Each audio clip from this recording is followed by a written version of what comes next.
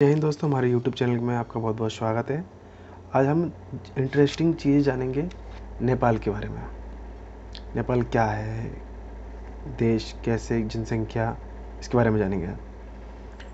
हिमालय की तराई में बसा नेपाल दक्षिण एशिया का सबसे प्राचीन देश है और सबसे बड़ा हिंदू धर्मावलंबी देश है। ये एक ऐसा देश है जो कभी पराधीन नहीं रहा। पराधीन मतलब गुलाम नहीं रहा किसी का। ये देश अपनी सभ्यता और संस्कृति के साथ ही ऊंचे पर्वत शिखर, प्राकृतिक सौंदर्य, पशु पक्षियों और पर्यटनों स्थल के लिए भी प्रसिद्ध है।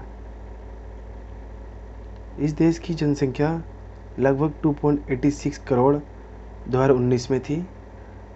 अभी तक का करंट रिकॉर्ड नहीं है। अब जानते हैं कुछ शॉर्ट डिस्क्रिप्शन के बारे में, नेपाल के बारे में।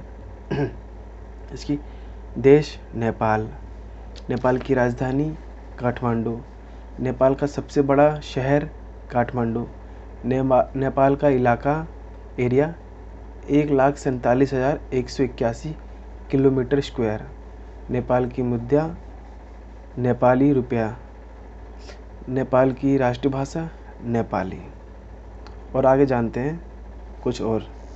नेपाल और भारत के संबंध मैत्रीपूर्ण संबंध हैं और नेपाल में कभी स्वतंत्रता दिवस नहीं मनाया जाता।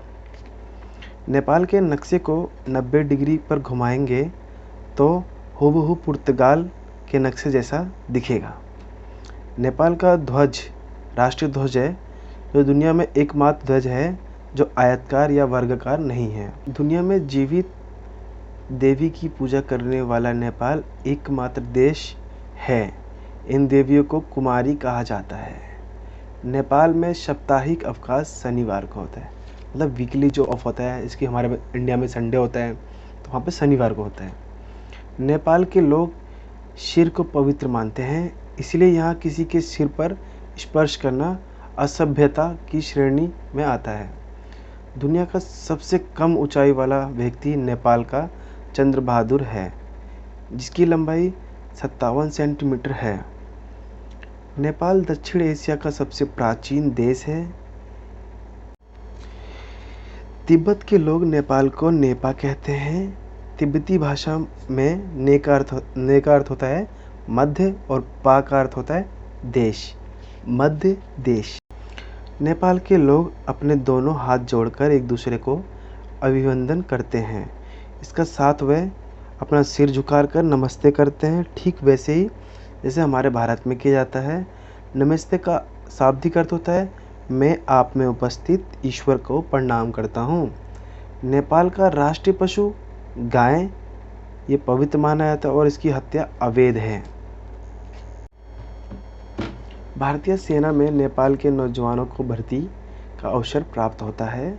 कई नेपाली वर्तमान में भी भारतीय सेना में सेवारत हैं और भारत के सुरक्षा के लिए जी जान जुटाते हैं। नेपाल के लोगों को बिना पासपोर्ट भारत में आने की अनुमति प्राप्त है। बहुत से नेपाली भारत में काम करते हैं, खासकर गार्ड के रूप में।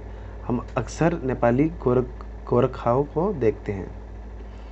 नेपाल में हिम मानव देखने की किस्से भी सुनाई पड़ते हैं। इन हिम मानव को येती कहा जाता है। यह आमतौर पर हिमालय में देखा जा सकता है, जिनका माल परिवहन में उपयोग होता है। आशा करता हूँ आपको वीडियो बहुत अच्छी लगी होगी। जय हिंद।